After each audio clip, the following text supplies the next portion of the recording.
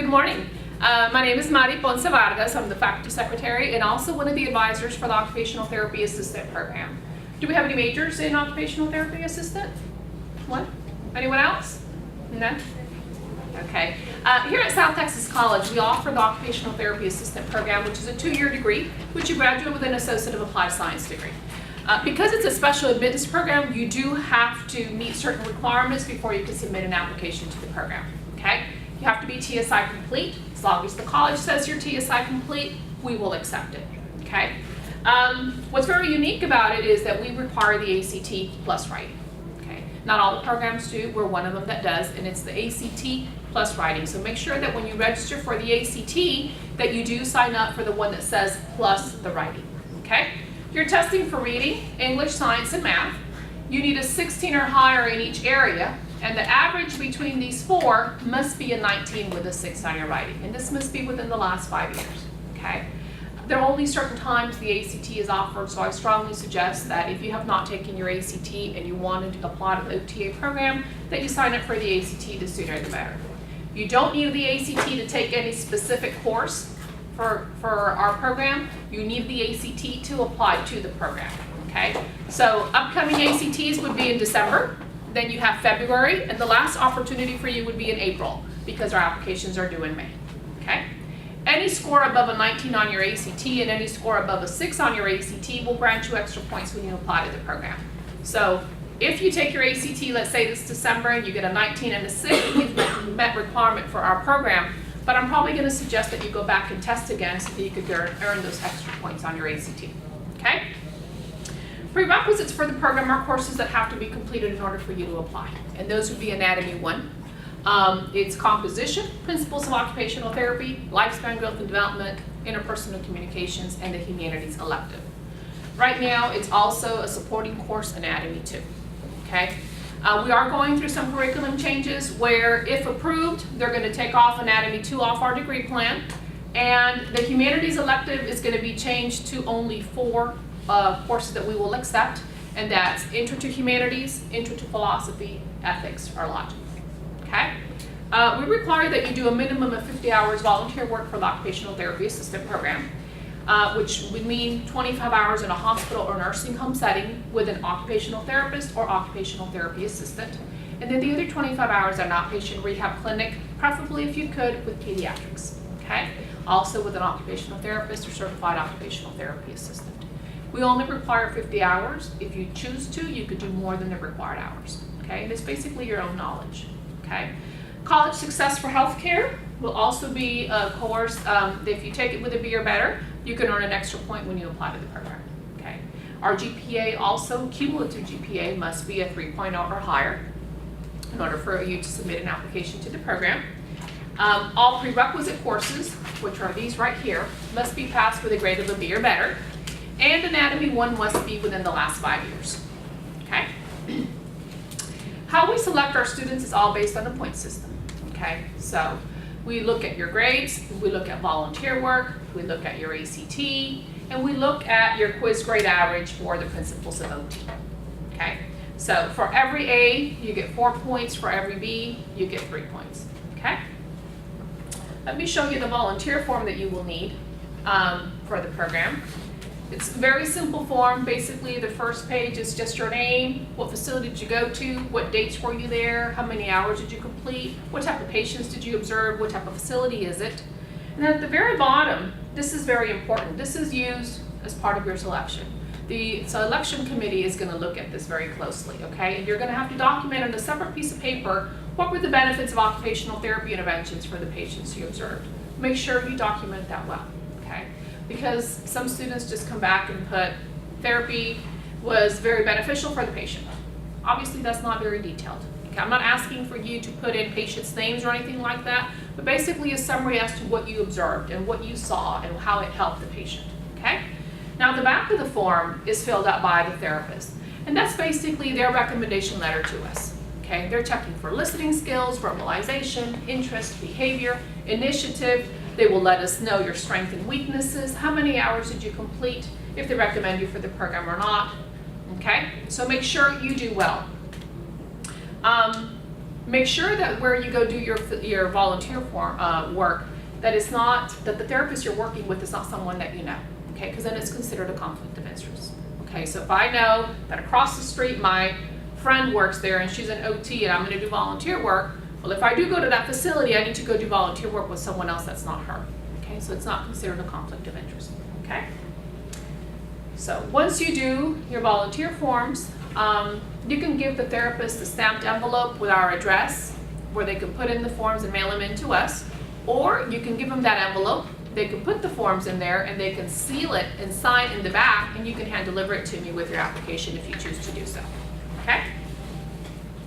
So these are the volunteer forms for the program.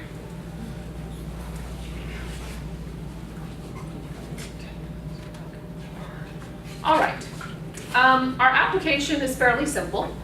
We accept applications once a year. We only accept students once a year every fall.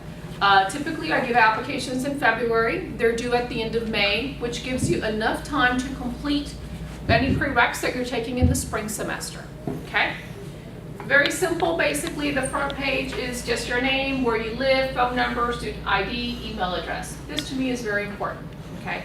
This is how I'm going to communicate with you if you get selected for the program. Any type of communication via email is going to be done based on the email that you give us here. So make sure you document that well. Okay? Then there's a checklist that we go by. Are you a student here at STC?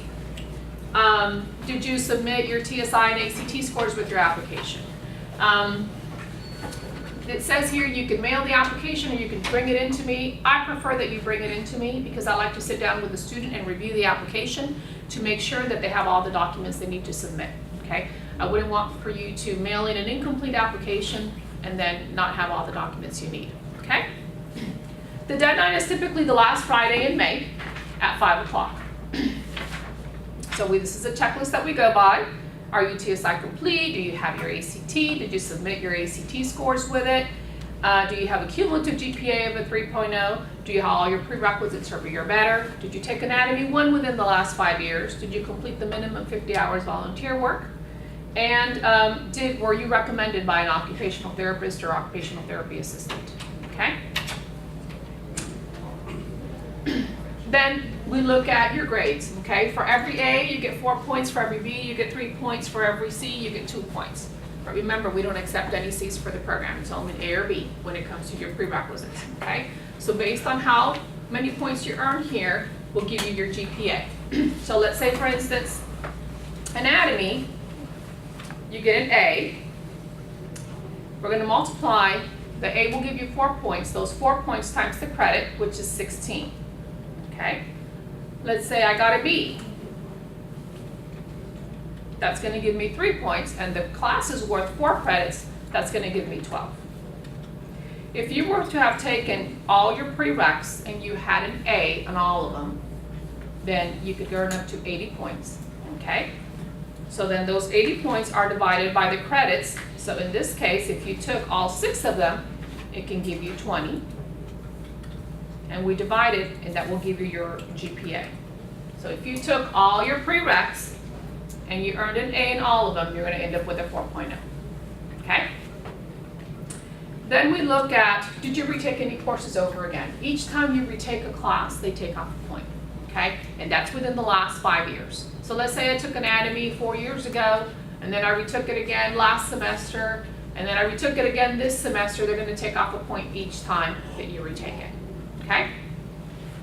At the quiz grade average for the principles of OT, they will look at your quiz grade average for that course. So if you earned an 85 to an 89, that's 1 point. If you earned a 90 to a 94, that's 3 points. 95 to 100, that's 5 points. Okay? So those are extra points you could earn there.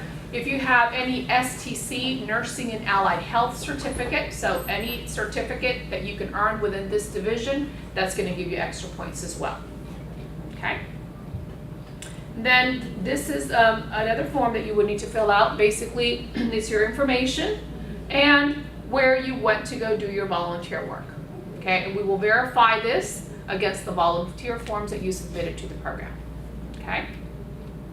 And then this is what I call basically your resume.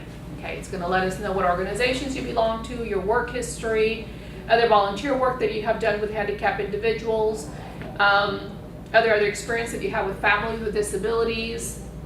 And this is where you document. If this is not enough room, you can put C attached and you can type it up for us, okay? And they will give you extra points based on what you document there as well, okay? And then these are the volunteer forms. So basically what the OTA program does to select the students is all a point system. It's based on your grades, okay? It's based on your volunteer work.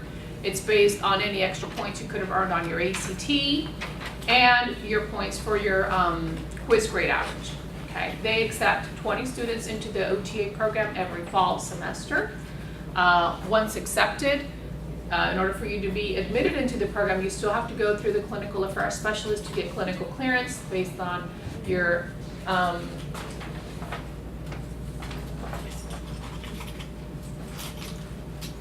the college success? Yes, I did. Based on